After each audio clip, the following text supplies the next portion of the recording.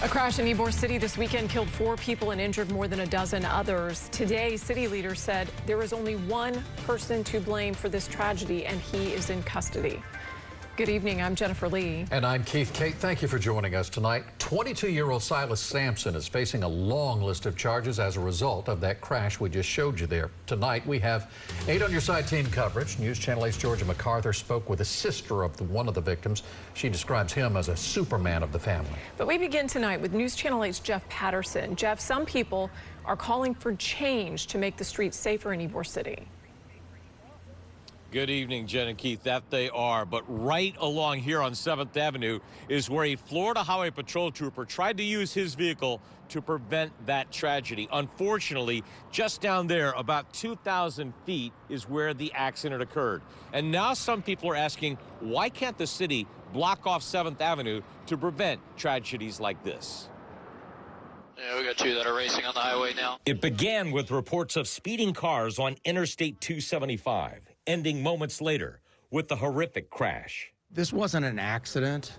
This was the result of a criminal and doing criminal activities that resulted in the deaths of 4 individuals. Tampa City Councilman Alan Clendenin says he knows people who were at the bar that night and says the blame should be focused on the person who caused the crash. One bad actor, one bad decision, and people lost their lives and people were injured.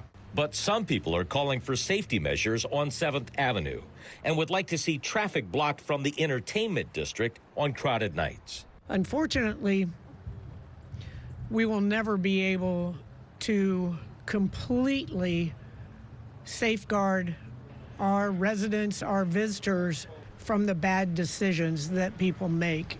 Tampa Mayor Jane Castor spent years as a police officer in Ybor City and says efforts to stop traffic on 7th Avenue have created problems in the past. All of the data tells us that it's safer to have 7th Avenue open because it prevents the congregations of individuals that are coming with no intent to patronize the establishments, the restaurants. The mayor says in this case, unfortunately, even bollards or pylons on the sidewalk would not have prevented this fatal crash. She says in this case, the speeding car was going more than 60 miles an hour when it ran into those innocent victims. So pylons or bollards on the side of the street, the car would have hit that, flipped over, and there would have still been fatalities or injuries, she says. Jen? Well, Jeff, will the city look at any other safety measures? I'm not even sure if there are any, but will they review that?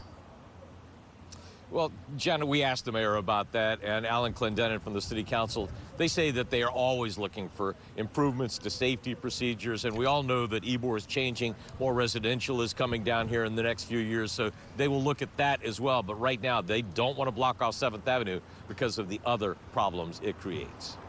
Jeff Patterson live for us in Ybor City tonight. Thank you, Jeff.